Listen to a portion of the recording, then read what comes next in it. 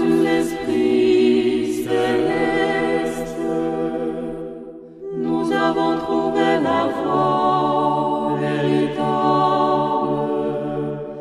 Adorons l'indivisible.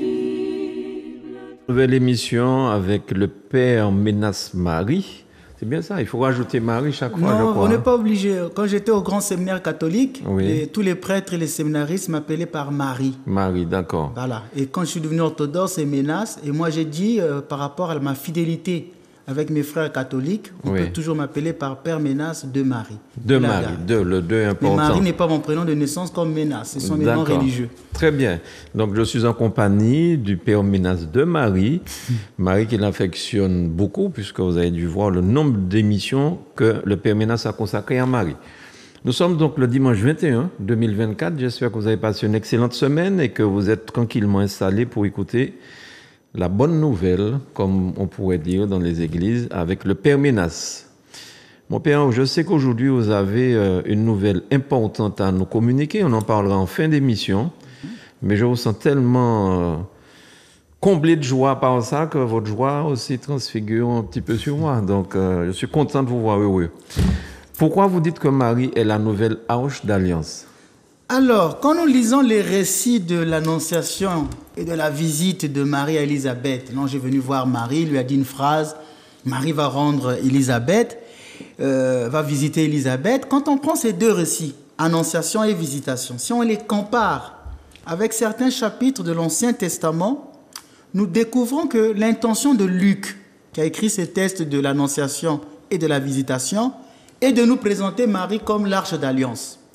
Les exégètes, ceux qui font des études vont dire, mais ce n'était peut-être pas son intention. C'est vous qui lui prêtez des intentions qu'il n'avait peut-être pas.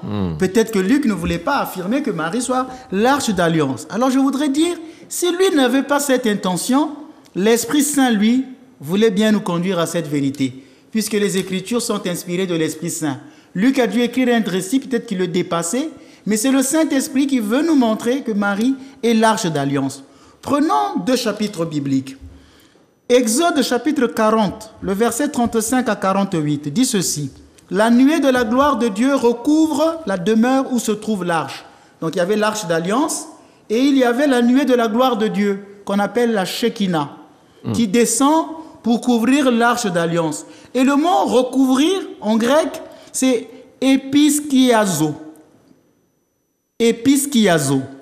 Maintenant, lisons Luc chapitre 1, verset 35. Il est dit, « L'Esprit Saint viendra sur toi, et la puissance du Très-Haut te recouvrira de son ombre. » Et l'Esprit Saint ne peut pas, l'Esprit Saint n'a pas de corps. On ne peut pas aujourd'hui dire que l'Esprit Saint s'est incarné. C'est le Christ qui est l'un de la Trinité qui est incarné. Tandis que l'Esprit Saint a des symboles.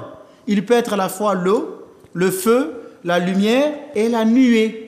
Et dans l'Ancien Testament, on dit que la nuée de la gloire de Dieu, la Shekinah, recouvre l'arche d'alliance. Et là, l'ange dit à Marie, l'Esprit Saint viendra sur toi. On peut aussi dire la nuée viendra sur toi et te recouvrira de son ombre. J'ai dit que dans l'Ancien Testament, le texte utilisé en grec, c'est episkiazo. Et ici, chez Marie, l'ange va utiliser la même expression en disant te recouvrira. En grec, episkiazo. Donc, lorsqu'on fait bien ce genre de parallélisme, on peut se rendre compte que Marie ici est vue comme une nouvelle arche d'alliance sur laquelle l'Esprit Saint, la nuée de Dieu, vient recouvrir de sa gloire. Donc, à scruter ce texte original de Luc, il y a donc un rapport avec cette symptôme, Marie est la nouvelle arche d'alliance. Dans l'Ancien Testament, dans 2 Samuel, chapitre 6, le verset 2, il est dit David se leva et partit vers le haut pays pour faire monter l'arche de Dieu. Donc David est allé dans le haut pays, il partit en hâte pour aller prendre l'arche d'alliance. Et Luc chapitre 1, le verset 39 nous dit Marie se leva et partit vers le haut pays de Juda pour visiter Élisabeth. David fait un mouvement pour aller dans le haut pays chercher l'arche d'alliance et Marie, elle, fait un mouvement pour aller dans le haut pays parce qu'en tant que nouvelle arche d'alliance pour aller à Élisabeth. Dans 2 Samuel chapitre 6 verset 9, il est dit, David s'écria, comment l'arche du Seigneur peut-elle venir jusqu'à moi? Donc David tremble, se crie, comment l'arche d'alliance peut-elle venir jusqu'à moi? Et dans Luc 1, verset 43, il est dit, Élisabeth s'écria, comment la mère de mon Seigneur puisse-t-elle venir jusqu'à moi? C'est la même histoire. Dans 2 Samuel chapitre 6, le verset 14 à 15, il est dit, David bondit devant l'arche d'alliance parce qu'elle était portée par des chants d'acclamation. David danse, il se mit à bondir, nous dit le texte. Et Luc chapitre 1, le verset 44 nous dit, l'enfant bondit de joie dans le sein d'Élisabeth à la voix de la salutation de Marie. La danse de David est ici réalisée en la personne de Jean-Baptiste qui bondit de joie, c'est-à-dire lui aussi se met à danser devant la nouvelle arche d'alliance qui est Marie. 2 Samuel chapitre 6, le verset 11 nous dit, l'arche resta dans la maison d'Obed-Édom jusqu'à 3 mois. L'arche d'alliance resta jusqu'à 3 mois dans la maison d'Obed-Édom. Et là, dans Luc 1, verset 35, on dit, Marie demeura dans la maison d'Élisabeth jusqu'à 3 mois. On peut se poser la question, mais pourquoi Luc n'écrit-il pas que Marie demeura chez Élisabeth jusqu'à son accouchement? Mais pourquoi précise-t-il jusqu'à 3 mois? Cette chronologie n'est pas anodine. C'est une manière intentionnelle de parler de Marie qui, comme une nouvelle alliance, fait 3 mois dans la maison de ses hôtes. Donc Marie est la nouvelle arche d'alliance. Et je voudrais élever le niveau sur quelque chose. Monsieur Granier, écoutez-moi. Dernièrement, et même mes téléspectateurs, je disais que la Bible, quand elle a été écrite, il n'y avait pas de versets bibliques. Il n'y en avait pas. Oui. Tous ces amis-là qui veulent devenir des spécialistes, je n'ai pas voulu utiliser le mot qui fait mal. Tous ces amis-là qui veulent aujourd'hui nous prêcher la Bible, Matthieu chapitre tant, le verset tant, Apocalypse 12, je vais leur poser la question, est-ce que dans l'Apocalypse, il y avait des chapitres? Il n'y en avait pas. Beaucoup de pasteurs là, je ne parle pas des vrais pasteurs protestants. Ceux-là, ils ont étudié, j'ai du respect pour eux. Les vrais pasteurs protestants. Je parle de ceux qui écrivent, qui sont en train de construire des églises ici et là et qui insultent les catholiques. S'ils n'ont pas des églises, ils ont des églisettes. Ceux qui aiment nous provoquer en disant les catholiques ne connaissent pas. Laissez-moi vous dire aujourd'hui que dans l'Apocalypse, il n'y avait pas de chapitre. Il n'y avait pas de chapitre. C'est le Monseigneur Étienne Langton, archevêque de Canterbury, qui a procédé à la découpe des versets bibliques de l'Apocalypse au XIIIe siècle. Et pourquoi je viens de dire ça par rapport au mystère de l'Arche d'Alliance? C'est que dans l'Apocalypse 12, le verset 1, il est dit « J'ai vu une femme revêtue du soleil ». Et il y a un lien avec le chapitre 11, le verset 19. Avant l'Apocalypse 12, il y a le chapitre 11. Et le chapitre 11 finit avec le verset 19. Dans ce chapitre, il est dit « Le sanctuaire de Dieu qui est dans le ciel s'ouvrit et l'arche apparut dans le ciel. » Et tout à coup, le chapitre continue. Et une femme apparut dans le ciel, elle était enceinte, elle criait de douleur. Nous, quand on voit, on a tendance à croire que c'est deux chapitres différents. Chapitre 11, le verset 19, qui montre l'arche d'alliance apparaît dans le ciel. Tout à coup, ça s'arrête là. On met le chapitre 12, on vous dit « Je vis dans le ciel une femme, on vous le couronnait d'étoiles. » Et on a tendance à croire que c'est deux chapitres différents. Mais l'erreur vient de la découpe qui a été faite par Monseigneur Étienne Langton, archevêque de Canterbury, qui lui, au XIIIe siècle, l'a coupé comme ça. C'est en Angleterre, ça? C'est en Angleterre. Mais sinon, si on voit bien, c'était un même chapitre. Donc, il y a une relation entre l'apparition de l'ange, de l'arche d'alliance dans le ciel, avec cette femme couronnée d'étoiles dans le ciel.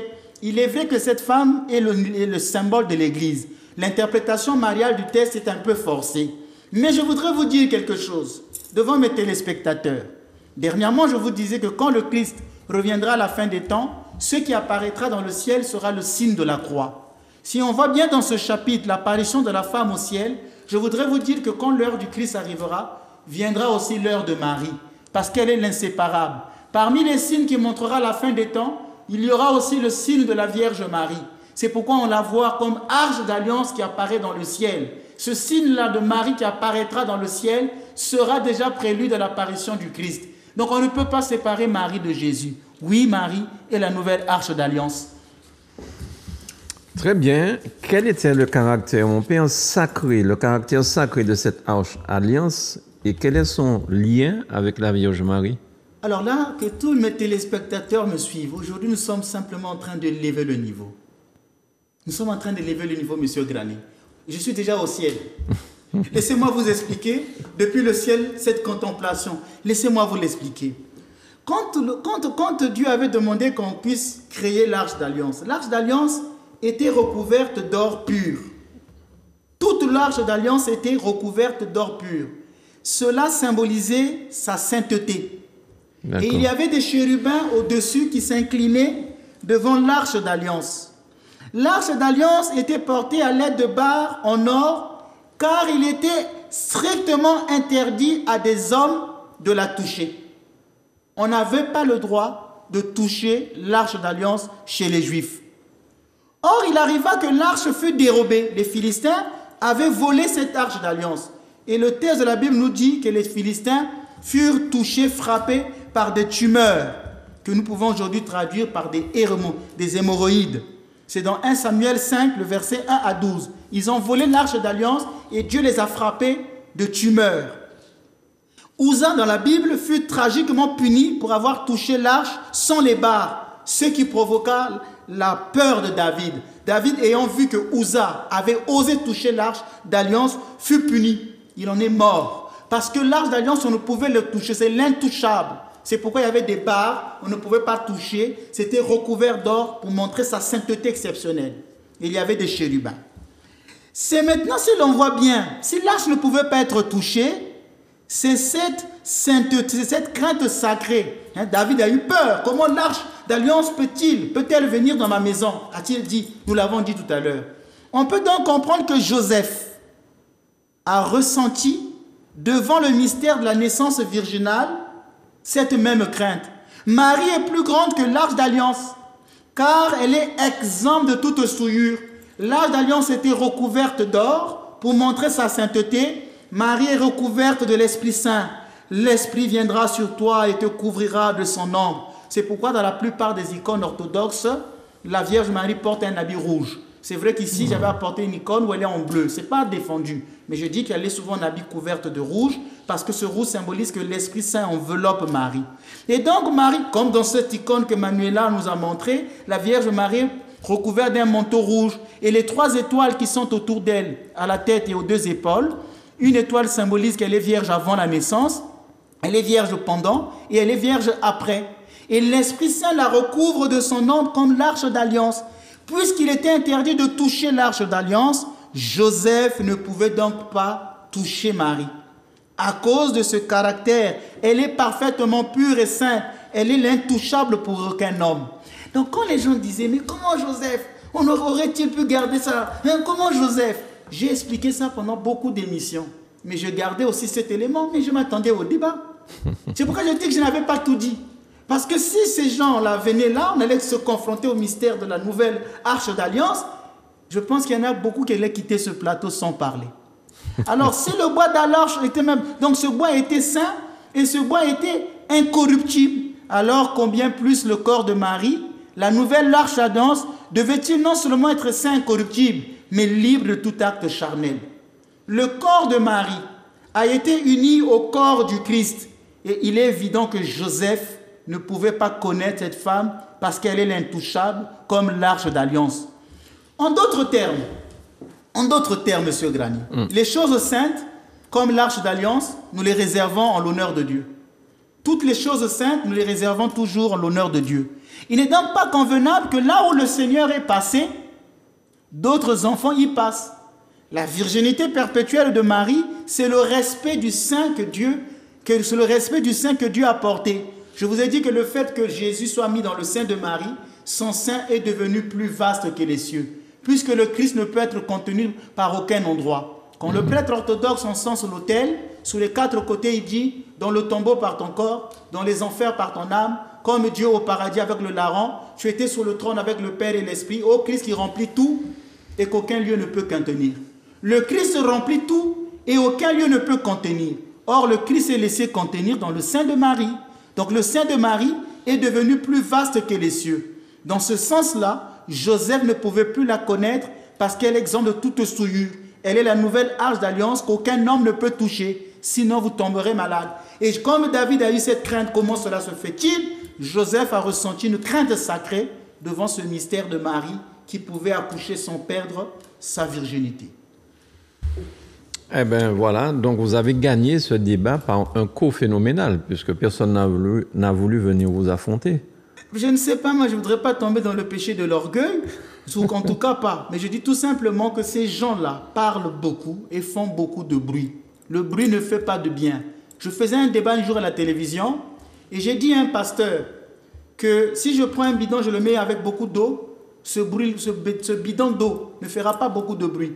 Par contre, si je prends un bidon... Parce qu'il sera bien rempli. Il sera bien rempli. Oui. Et si je prends un bidon qui est vide et que je frappe, ça fait beaucoup de bruit. C'est creux.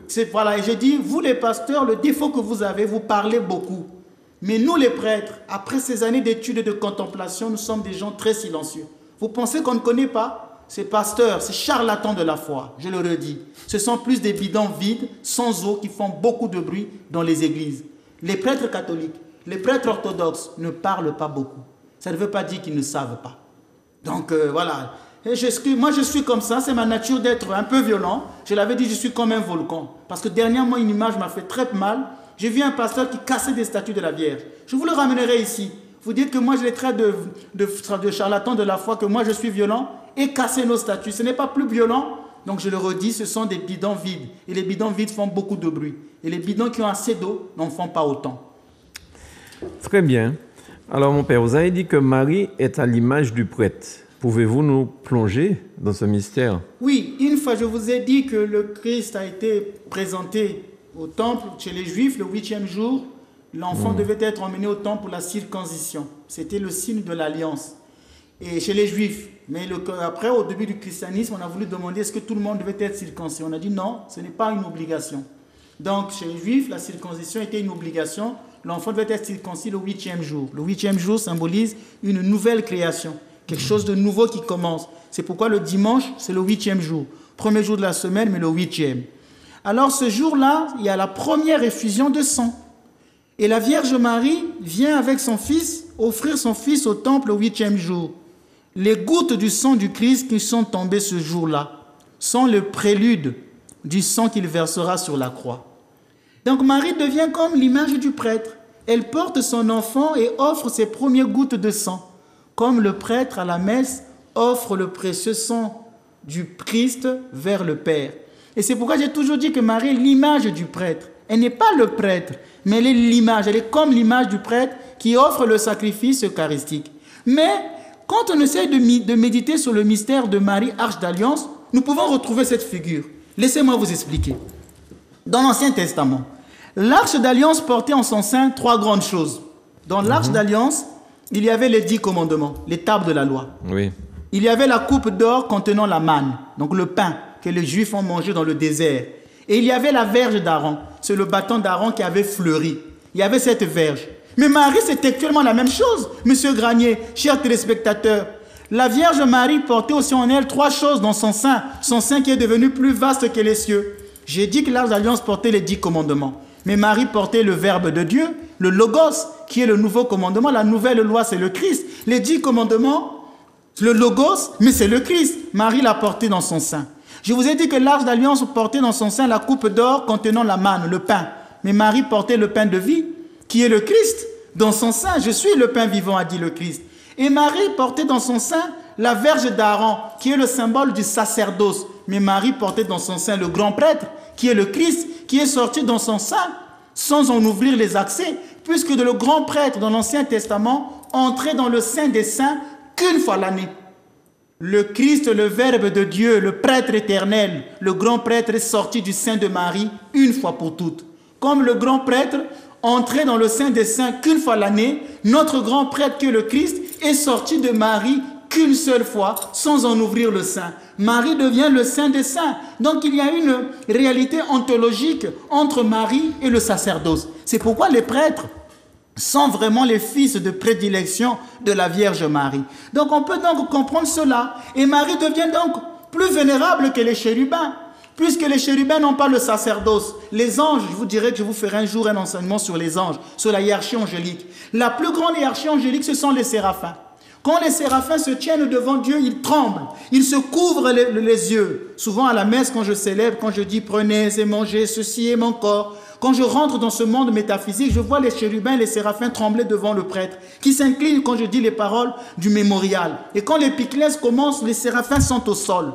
Vous voyez, c'est la plus grande hiérarchie qui voit Dieu. Mais quand ils arrivent là devant le Seigneur, les séraphins se couvrent le visage. Ils ont 6 ailes. Les chérubins aux yeux innombrables tremblent devant le trône de Dieu. Le trône de Dieu qui porte le Christ tremble et frémisse devant ce mystère eucharistique. Et c'est là où je me dis, mais Seigneur, comment as-tu pu permettre que nous, les hommes pécheurs, nous soyons revêtus du sacerdoce, alors que les séraphins qui n'ont pas de péché tremblent pendant le mystère de l'Eucharistie? Comment as-tu pu oser? J'ai dit, mais Seigneur, pourquoi ne permets-tu pas que les fidèles puissent voir ce mystère de l'Eucharistie? C'est pourquoi bientôt je vais décréter l'année de l'Eucharistie sur ce plateau, pour leur montrer les mystères de la messe. Comment? Et le Seigneur me dit, mais Père Ménas, si les fidèles savaient ce qui se passait à la messe, beaucoup n'allaient plus venir parce qu'ils ont tellement de péchés qu'ils vont trembler. Ils ne vont plus venir à la messe. C'est pourquoi ils peuvent faire tout et n'importe quoi à la messe, parce qu'ils ne savent pas ce qui se réalise. Et donc je disais que les séraphins tremblent. Et sur l'arche d'alliance, il y avait des chérubins inclinés sur l'arche d'alliance. En ce moment-là, Marie, qui a porté dans son sein, comme le Saint des Saints, le prêtre éternel qui est le Christ, et alors les séraphins et les chérubins s'inclinent devant elle. Et c'est pourquoi nous disons qu'elle est plus vénérable que les chérubins. Elle est plus glorieuse que les séraphins. Elle a véritablement enfanté Dieu le Verbe. Donc Marie est vraiment à l'image du prêtre. Les séraphins peuvent se voiler le visage devant elle. Le bâton miraculeux du grand prêtre Aaron qui a fleuri à l'intérieur de l'arche révèle ce qui est Marie. La virginité de Marie comparée à ce bâton sec qui fleurit, car de cette virginité même que le grand prêtre, le Christ, est venu. Cette image suggère un lien entre la Vierge et le sacrifice du Sauveur. Je finis. Cette image suggère un lien entre la Vierge et le sacrifice du Sauveur. Le Christ doit naître de la Vierge pour être sacrifié. C'est parce qu'il est homme qu'il peut souffrir et mourir. Je peux vous dire quelque chose, ça serait plus fort. Le sacerdoce est un attribut ontologique du Christ par son incarnation. Je m'adressais aux grands théologiens, pas à ces gens qui ne veulent pas écouter. Je répète, le sacerdoce est un attribut ontologique du Christ par son incarnation. C'est donc par Marie que vient le sacrifice eucharistique. Je vais dire quelque chose, je risque de faire une boutade. Les théologiens m'ont dit, mais qu'est-ce qu'il veut dire par là? Je m'arrête, je ne veux pas aller plus loin. J'expliquerai ça dans d'autres émissions, comment il y a un lien entre le sacerdoce du Christ et sa naissance virginale par Marie. Je garde mes téléspectateurs en haleine. Mais dites-moi, mon père, les catholiques, tout comme les orthodoxes, les prêtres catholiques, prêtres orthodoxes, vous semblez avoir un certain nombre de secrets que vous ne voulez pas que la population connaisse. Ce ne sont pas des secrets. Vous savez que Jésus a toujours dit, j'ai toujours enseigné dans les milieux publics. L'enseignement de l'Église n'est pas ésotérique. Nous ne sommes pas des loges, nous ne sommes pas en franc-maçonnerie, monsieur Granier.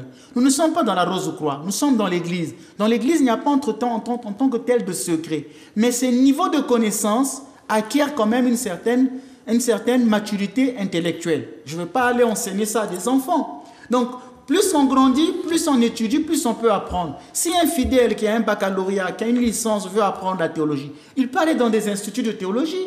Il y en a beaucoup. Nous, dans notre église, nous avons l'Institut de théologie Saint-Serge qui se trouve à Paris. Les gens peuvent aller étudier là-bas. Rien ne les empêche d'aller étudier. Donc, la connaissance, j'ai eu des professeurs de théologie qui étaient des femmes. Donc, ce n'était pas que des hommes. Des femmes, moi, je connais une religieuse qui m'enseignait la liturgie. Elle a un doctorat en liturgie. Donc, ce n'est pas réservé aux prêtres. Le problème, c'est que les gens ne veulent pas apprendre. Donc, c'est aussi par niveau. Cette émission-là, tout à l'heure, j'ai dit que le sacerdoce est un attribut ontologique du Christ par son incarnation. Ça, pour comprendre, il faut avoir un certain niveau de théologie. Quand je parlerai des hypostases ici, des essences, les gens ne pourront pas comprendre. Ceux qui disent Matthieu, Luc, Jean, chapitre 2, Matthieu 4, les perroquets de la Bible, ils ne pourront pas comprendre. Pour comprendre la théologie, il faut un certain niveau. Et je vous dis, il faut vraiment un niveau intellectuel. Donc, ce n'est pas de secret, c'est un problème de niveau. Ce n'est pas un problème de mystère non plus? On apprend des mystères, nous-mêmes, on ne les connaît pas. Surtout que le mystère, c'est ceux qui se voilent et qui se dévoilent. Le mystère, c'est ceux qui se voilent et ceux qui se dévoilent. Mais même nous-mêmes ne comprendrons pas. C'est comme les avions. Moi, quand je rentre dans l'avion, excusez-moi de le dire, je suis un être humain. J'ai peur des avions. Pourtant, c'est le moyen le plus efficace pour voyager au monde. Mais moi, j'ai peur des avions parce que je n'en comprends pas le processus. Je me dis comment un gros truc comme ça qui est lourd peut aller dans les airs et ne pas... Mais le scientifique, lui, il sera rassuré, il sera confiant ici parce qu'il a étudié ça. C'est sa nourriture. Vous voyez, mais moi, je ne peux pas comprendre. Donc, les choses de la théologie, c'est pas donné à tout le monde. Malheureusement, les pasteurs, les charlatans de la foi viendront dire que oui, on étudie la Bible que par le Saint-Esprit. Ben, mais pourquoi le Saint-Esprit ne nous avait-il pas révélé tout ce que je vous dis ici? Bien. Une autre question, pendant qu'on fait digression, la manne. Vous avez parlé de la manne tout à l'heure. Oui, monsieur. Et on entend souvent que les gens attendent que la manne tombe du ciel. Est-ce que vous pouvez peut-être nous éclairer un petit peu d'où est venue cette phrase la manne, ils attendent que la manne tombe du ciel. Dans le chapitre Nombre, le peuple avait faim, ils ont voulu demander de la nourriture à Dieu et la manne est descendue. Le mot manne d'ailleurs vient de l'hébreu, manhou, qui veut dire qu'est-ce que c'est? Parce qu'ils ne savaient pas c'est quoi ce genre de pain. D'accord. Et plus tard, Jésus dira que ce pain-là était le signe de lui-même, son corps. De même que le pain venu du ciel, c'est mon corps que vous devriez manger pour la vie du monde. Donc c'était un symbole du Christ. Et aujourd'hui, c'est devenu une expression courante. La manne, c'est-à-dire les personnes qui aiment aussi la facilité, qui veulent que tout leur tombe, attendent que la manne tombe du ciel. Dessus. Ouais. Et même d'ailleurs, on peut dire que c'est vrai parce que Jésus, à un moment, a refusé de leur donner du pain en disant c'est parce que vous avez mangé du pain que vous me cherchez. Donc ils veulent un roi qui leur donnera de la nourriture sans travailler. Et Jésus refuse cette tentation. Et c'est même dans la tentation dans nos églises. Nous prêtres, nous sommes capables, avec la grâce de l'Esprit Saint, de faire des miracles. Je vous dis que le Christ est catholique. Quand je dis catholique, je parle de nos frères romains et des orthodoxes. Le Christ est catholique. L'Église, le Christ est là. Les prêtres sont capables de faire des miracles. Mais nous ne le faisons pas souvent à cause de cette facilité. Les gens, au lieu d'aller à l'hôpital se faire soigner, ils iront directement à l'église à cause de cette facilité. Donc la manne, c'est tout ça. C'est toutes ces personnes qui cherchent des facilités dans la vie. Et à ce moment-là, on risquerait de vous prendre pour des quimboiseurs. Des quimboiseurs, des magiciens. Mais comme là n'est pas le thème, parce qu'on a un grand message, nous allons continuer. Alors, sortons un petit peu justement du thème d'aujourd'hui. Vous avez décrété une année mariale dans votre paroisse. Comment vous rencontrer? Comment prendre contact avec vous? Comment s'inscrire? Enfin, beaucoup de gens veulent me voir, me parler avec moi et discuter. Je vous ai dit que moi, je mène une vie, même si je ne suis plus dans la vie monastique, mais je n'ai pas coupé avec la vie monastique. Je mène une vie, je passe beaucoup de temps en prière. Je voulais pas le dire, mais je fais toujours 8 heures de prière par jour. Et que je ne peux pas me permettre d'avoir un téléphone à la main. Et c'est pourquoi je dis que ceux qui ne sont pas disposés à prier dans ma paroisse et qui veulent à tout prix me rencontrer, ça ne sert à rien. Les gens doivent plutôt s'appuyer sur les prières que je dis dans la paroisse et non sur la rencontre personnelle avec le prêtre. Je risquerais de devenir un gourou des fidèles. Oui, les fidèles risqueront de devenir des prisonniers du prêtre. Ils doivent aussi apprendre à prier. Dans notre paroisse, nous avons la Vierge Marie. Elle est là présente dans cette paroisse. La Vierge Marie est présente dans notre paroisse, Monsieur Granet, je vous le dis et je vous le rassure. Elle est là présente. Quand les gens vont prier à Lourdes, est-ce qu'ils vont chercher un prêtre là-bas? Sauf s'ils veulent se confesser. Ils vont à Lourdes parce qu'ils veulent aller brûler des bougies à la Vierge Marie. Pourquoi chercher le Père Ménas? Moi, je n'ai pas envie de tomber dans le péché qu'on dit ce prêtre-là, il est puissant. Il y a des gens que parfois j'ai aidés sans pour autant le leur dire. Dans le silence de ma prière, je peux demander beaucoup de choses au Seigneur et à la Vierge qui m'écoute beaucoup. Et quand ils sont exaucés, ils ne savent pas que j'ai joué un jeu. Parce que si je commence à tout faire, on va parler Père Ménas dans la ville de Martinique. Père Ménas, il m'a dit, il a vu. Moi, j'ai connu des gens à qui j'ai dit, ça fait 20 ans que tu ne t'es pas confessé. Pourtant, je venais d'arriver en Martinique. Comment il a su? Et c'est parti comme ça. Et beaucoup de gens ont commencé à venir à la paroisse comme si j'étais un voyant. J'ai dit, non, là, je ne vais pas les aider. J'arrête. Il faut que les gens s'appuient sur les prières que je fais dans la paroisse. Nous avons des offices du matin, du soir, qu'ils participent à ces offices, qu'ils viennent brûler des bougies auprès de l'icône de la Vierge Marie. Nous avons de l'eau bénite qui est sanctifiée en l'honneur de la Vierge Marie, à la fontaine de la Mère de Dieu. Ils peuvent boire de cette eau pour les malades. Et ce qui est bien, c'est que moi, je suis là tous les jours. Chaque matin, je viens là, à 8 heures. Chaque soir, je suis là à 16h30. Et c'est moi-même qui anime les prières. Je ne veux pas me comparer à beaucoup d'autres prêtres, mais je connais beaucoup de prêtres qui ne sont pas souvent présents lors des offices. Mais là, vous avez la joie de prier en présence d'un prêtre. Et la prière d'un prêtre n'est pas la même que celle d'un laïc. Ça, je le répète. La prière d'un prêtre n'est pas pareille à celle d'un laïc. Comme la prière de la Mère de Dieu n'est pas pareille à celle des autres saints. Les autres saints sont des pécheurs pardonnés. Marie est immaculée. Le prêtre, en vertu de son sacerdoce, est médiateur. J'ai entendu quelque chose ici d'un ancien, on ne dit pas ancien prêtre, mais d'un prêtre qui est parti et sur les réseaux sociaux a dit « on n'a pas besoin de la présence d'un prêtre ». C'est vrai, mais ce n'est pas vrai, parce que le prêtre est un médiateur. En vertu du sacerdoce qu'il possède, le prêtre est médiateur. C'est pourquoi moi, en tant que prêtre, jamais de ma vie, je ne pourrais me rabaisser à ces églises-là. Parce que je sais c'est quoi le sacerdoce. Donc, le prêtre est là, présent dans l'église. Et à la fin des prières, je fais toujours une onction d'huile sur toutes les personnes qui viennent prier.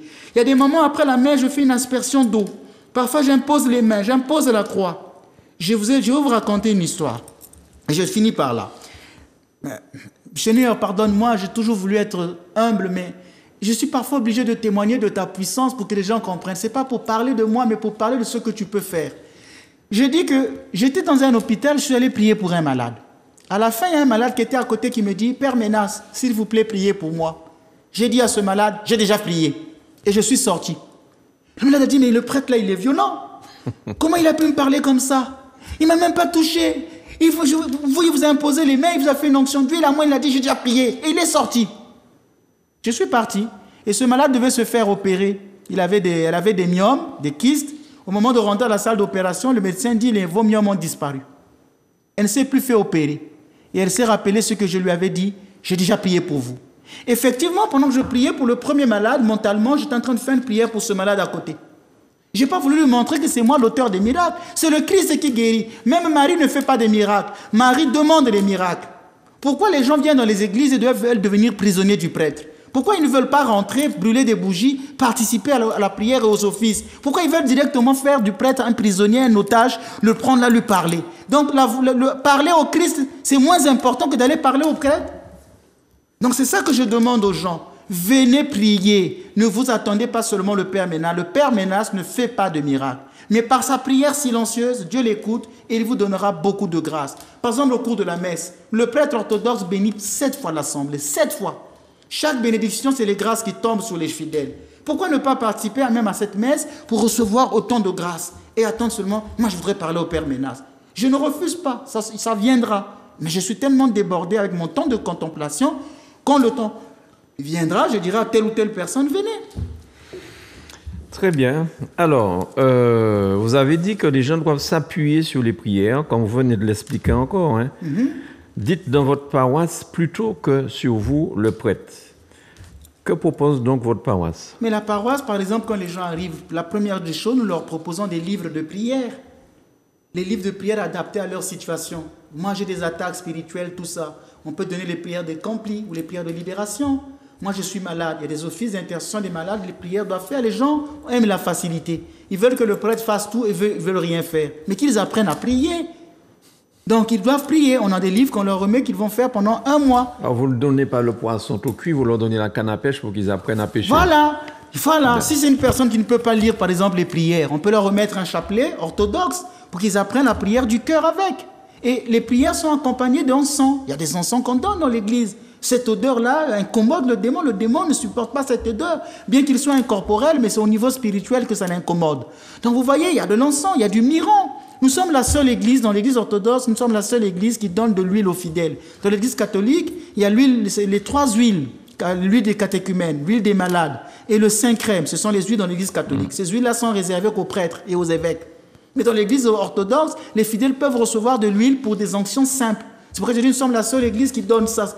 Pourtant, nous avons ces huiles des malades qu'on ne donne pas à n'importe qui. Mais les fidèles, pour accompagner leur plaisir du miron, des huiles parfumées. Qu'est-ce qu'on ne peut pas faire encore de mieux pour les aider? Il y a beaucoup de gens qui ont fait cette expérience, qui nous ont donné des témoignages.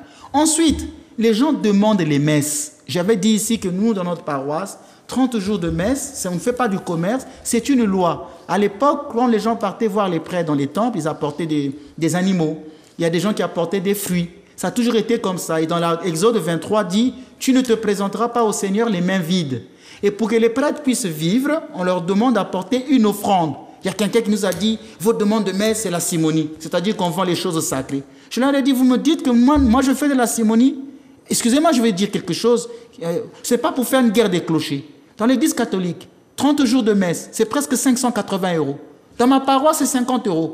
et que c'est moi que vous traitez de faire de la simonie. Ce n'est pas pour faire une guerre des clochers. Parfois, il faut savoir peser les mots. Ce n'est pas le père Ménas qui a créé les 50 € pour la messe. C'est une tradition. Dans l'Église catholique, ça existe. Quand on demande l'intercession d'un prêtre, il faut donner une offrande, une honoraire. Le prêtre n'est pas une poubelle d'intention où tout le monde vient. Mais moi, je ne vis pas que d'eau bénite. Comment je fais? J'ai une voiture pour venir ici. Comment je fais? J'ai l'Internet sur mon téléphone. Comment je fais pour payer? Donc, vivre en Europe, c'est beaucoup de difficultés financières. C'est grâce à ces dons. Mais ces dons, ce n'est pas que pour le prêtre. Le prêtre ne prend pas tous ses honoraires pour lui. Là, il va tomber dans la simonie. Il va violer le vœu de pauvreté. Ça nous permet aussi d'aider l'Église dans sa mission. Et nous, on a justement dit aux gens, demandez les messes. 30 jours de messe, c'est 50 €. Vous pouvez demander les messes. En demandant les messes, vous participez. Et moi, comme je suis enfermé dans ma solitude pendant mes 8 heures de prière, ces noms-là sont cités. Les fidèles sont surpris quand ils viennent à ma messe. Parfois, j'ai 300 noms. Tous les 300 noms sont cités pendant la messe. Devant l'Eucharistie, le Christ réellement présent, je cite tous ces noms-là. Moi, je connais des églises où ce sont des laïcs qui viendront dire avant la messe, les messes ont été demandées au nom d'un tel, où les noms sont cités avant. Mais au cours de la liturgie du Père Ménas, non. Aucun laïc ne doit lire ces noms-là. Pourquoi? C'est la bouche du prêtre et du prêtre seul qui doit lire cela. C'est lui le médiateur. Ce n'est pas un laïc qui vient les lire. Ça, c'est ma paroisse, ça se fait. Les gens donc peuvent participer à la messe. Et nous leur proposons les prières du matin et du soir. Chaque matin à 8 heures, il y a des prières. Ils peuvent venir, vénérer les icônes, brûler des bougies, dire leurs intentions. Et il y a les prières du soir de 16 heures à 18 heures. Bien, merci pour toutes ces explications. Alors, depuis le temps que vous faites des émissions chez nous, oui. Souvent j'entends... On veut opposer les prêtres orthodoxes aux prêtres catholiques. Je vois ça sur les messages qu'on envoie, sur Facebook. Et vous avez toujours dit, vous, que les catholiques et les orthodoxes sont frères. Que les orthodoxes étaient même là avant les catholiques, mais que vous êtes des frères. Et quand vous êtes arrivés en Martinique, je fais un petit peu la genèse. Quand vous êtes arrivé à la Martinique, vous avez été traité de malfaiteur, j'ai envie de dire, que vous n'étiez pas un vrai prêtre, que c'était... vous étiez venu vous enrichir ou peut-être pour monter un hôtel au Congo, j'en sais rien. Et vous avez toujours dit le contraire. On a reçu ici même votre archevêque qui a confirmé, puisque nous avons des images, vous avez été ordonné, donc on a toutes ces images-là. Mais je pense qu'aujourd'hui, vous avez quelque chose encore de plus puissant à montrer et à dire aux téléspectateurs de Zouk Télévision, puisque vous avez écrit un livre sur Marie, et la préface de ce livre, la préface, c'est-à-dire le début du livre, pour ceux qui ne savent peut-être pas, cette préface a été écrite par un archevêque, par un monseigneur catholique à Rome, de l'Église catholique à Rome. Voilà. Comment vous avez réussi ça? Bon, je voulais d'abord vous dire que je n'ai jamais dit que les orthodoxes étaient avant les catholiques, mais que les catholiques étaient orthodoxes. C'est-à-dire nous étions la même église et nous sommes séparés. On a gardé des bonnes relations. Nous avons les mêmes sacrements. Donc quand un prêtre catholique baptise, normalement on ne rebaptise pas l'église catholique orthodoxe. Et vice-versa. C'est le même sacrement, les mêmes choses. Je connais des prêtres catholiques qui viennent me trouver pour des confessions. J'en connais. Donc c'est les gens parce qu'ils ne le savent pas. Donc, ce n'est pas un problème de guerre des clochers. Comme disait Monseigneur Jean sur ce plateau, que nous, l'Église orthodoxe en Martinique, on est là juste pour assurer une présence, pas pour faire de la conquête. C'est ce qu'il avait bien dit. Donc, je ne suis pas venu pour ravir des âmes. Moi, j'avais dit même ici que je préfère que les gens restent des bons catholiques.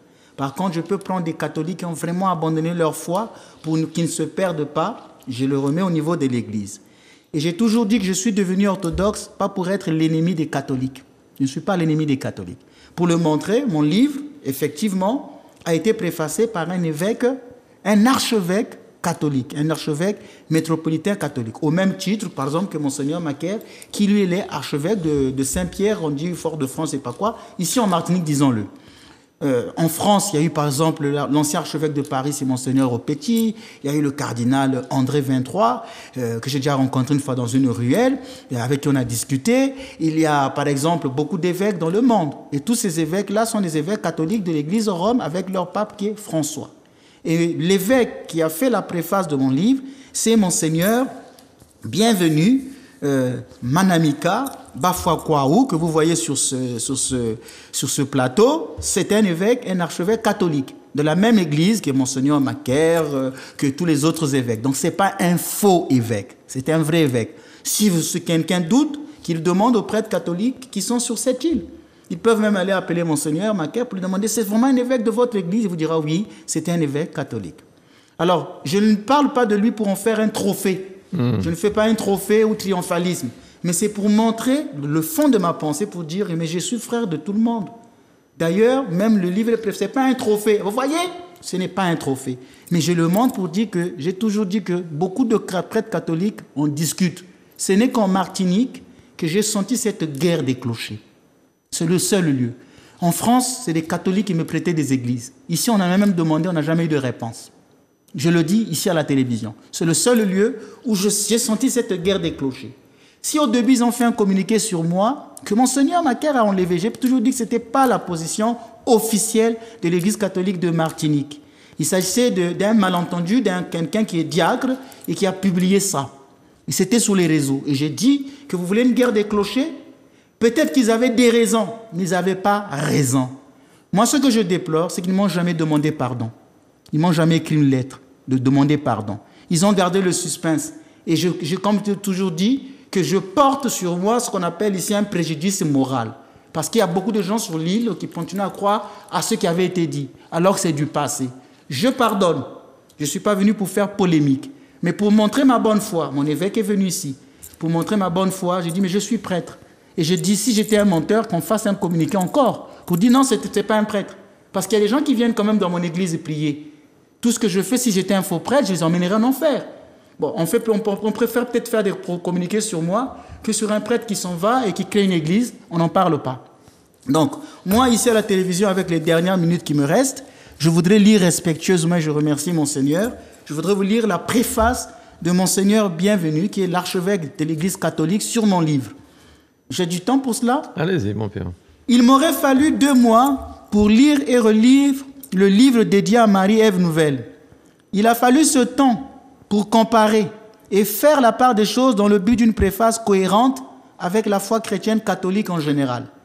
Mis à part la vision orthodoxe de l'Immaculée Conception que je respecte sans y adhérer, je veux maintenant affirmer que ce bel ouvrage du Père Ménas, qui me fait l'honneur d'une des 2 préfaces, est non seulement dans la ligne droite des enseignements de l'Église sur le mystère de la Vierge Marie et son rôle dans la vie chrétienne, mais aussi un outil doctrinal et pédagogique qui rassure sur sa place unique au sein de l'Église.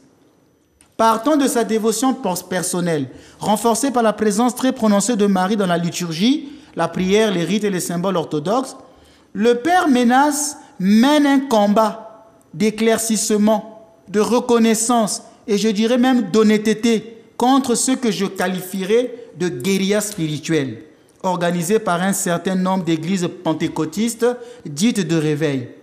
À ce propos, Père Ménas va tout de go. Là, Monseigneur me cite. C'est ce que je disais ceci. Cette méconnaissance des Écritures sur Marie est étonnante. Comment ceux qui parlent de la sola scriptura ne retiennent que quelques passages de la Bible et omettent d'autres chapitres parlant de Marie? Lorsqu'il s'agit de prêcher sur les héroïnes de l'Ancien Testament, comme Sarah, Rachel, Ruth, Judith, Déborah, Esther, ces mouvements pentecôtistes sont très prolixes. Mais quand il s'agit de Marie, la seule option est le silence. On voit bien comment cette peur de parler de Marie peut rendre aveugle et détourner de l'objectivité nécessaire à l'exégèse. Là, il m'a cité. Monseigneur Bienvenu poursuit. La passion amour de Père Ménas porte en elle une passion souffrance qui entraîne une certaine agressivité collatérale, épousant par moments le style du détracteur pour mieux le contrer sur son terrain de combat. Les mots qui suivent en disent long. Là, il me cite, ceux qui parlent du silence des Écritures ont une connaissance bien limitée de l'Écriture sainte. Ils doivent interpréter les événements réels du salut et non les travestir. Monseigneur Bienvenu continue.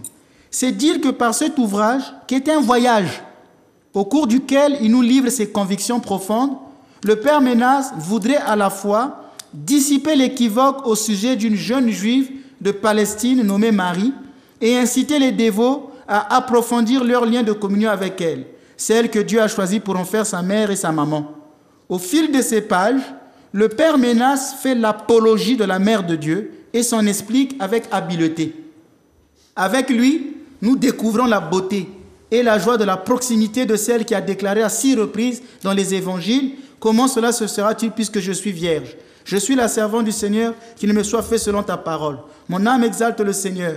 Mon enfant, pourquoi nous as-tu fait cela? Ils n'ont plus de vin. Faites tout ce qu'il vous dira. En exposant sa foi, Père Ménas stigmatise aussi une certaine médiocrité spirituelle qui se cache derrière une interprétation soutenue par l'idéologie du relativisme d'une part et entretenue par des errances dues à la paupérisation d'une frange de la société. Son témoignage fait écho aux paroles du pape Benoît XVI lors de sa visite à Fatima en mai 2010. La Vierge Marie est venue du ciel pour nous rappeler les vérités de l'Évangile. Elle est comme l'étoile qui conduit les mages à Jésus. Elle œuvre avec son Fils pour le triomphe du royaume. Du point de vue méthodologique, Père Ménas commence par ouvrir une parcelle de son cœur pour livrer les secrets de sa dévotion mariale. Il met ainsi le lecteur dans le décor qui écarterait l'interprétation opportuniste de ses écrits. Suivra ensuite la première et la seconde partie de l'ouvrage où il donne une catéchèse enracinée dans un argumentaire issu des évangiles et soutenu par des références vétérotestamentaires, en prenant soin d'indiquer au passage différentes opinions au sujet de Marie, sans occulter sa conviction personnelle qu'il expose résolument en optant pour cette préférence, Marie, Ève nouvelle. Au-delà de sa profondeur, ce livre est écrit dans un style simple et transparent pour atteindre le plus grand nombre et permet de découvrir par Marie la vérité suprême et merveilleuse, Jésus-Christ, Fils du Dieu vivant. Ces écrits ont aussi l'avantage de fournir une quantité de renseignements sur Marie et constituent sans nul doute, un ouvrage de référence qui se veut une belle et solide contribution à la découverte de Marie de Nazareth, Mère de Dieu, dans la vénération et la glorification à travers sa maternité divine de Jésus-Christ, unique médiateur entre Dieu et les hommes. Signé Monseigneur Bienvenu Manamika Bafuakwaou, archevêque métropolitain de Brazzaville. Et je rajoute, président de la conférence des évêques du Congo. Eh bien, c'est un bel hommage. Et je vous propose, puisque nous sommes censés faire une prière finale, maintenant, on a décidé ça. 30 secondes. Oui, et de penser à ce Monseigneur dans votre prière finale. Très bien. Alors, Seigneur, fais de nous des artisans de l'unité, surtout que nous sommes au mois de janvier. Bientôt, c'est la semaine œcuménique dans tous les pays du monde et ici en Martinique. Fais que les catholiques, les orthodoxes et les évangéliques puissent prier ensemble, sans esprit de partisans, sans esprit de division, parce que tu veux que tout soit un. Cette préface de Monseigneur Jean en témoigne. Nous sommes tous les enfants de la Vierge. Toi plus vénérable que les chérubins, plus glorieuse que les séraphins, toi qui sans tache enfanta Dieu le Verbe, toi véritablement la Mère de Dieu, nous te magnifions. Que le Seigneur vous accorde sa grâce, sa bénédiction et vous protège de tout mal. Amen. Merci beaucoup, mon Père. Et nous allons terminer cette belle émission ce dimanche 21 janvier 2024 par quelques images que Manuela va nous passer. Merci beaucoup, mon Père. Bon dimanche à vous. À la semaine prochaine, si Dieu veut. Même heure, même antenne. Je vous souhaite une excellente semaine, mesdames, messieurs. Monseigneur, bienvenue, Manamika. Je vous fais cet audio vidéo pour vous dire combien est grande ma joie en ce jour d'avoir reçu votre préface. Vos mots me vont droit au cœur. J'ai le sentiment de toujours être dans cette grande famille qui est l'Église. Dans l'Église du ciel, il n'y a ni orthodoxe, ni catholique. Nous serons tous frères. Et ce livre sera le signe de notre communion entre ces deux églises, deux préfaces, dans un livre sur la Vierge Marie, car nous n'avons qu'une seule mère, la Mère de Dieu, la Vierge. En tout cas, qu'elle vous comble de ses grâces. Merci beaucoup.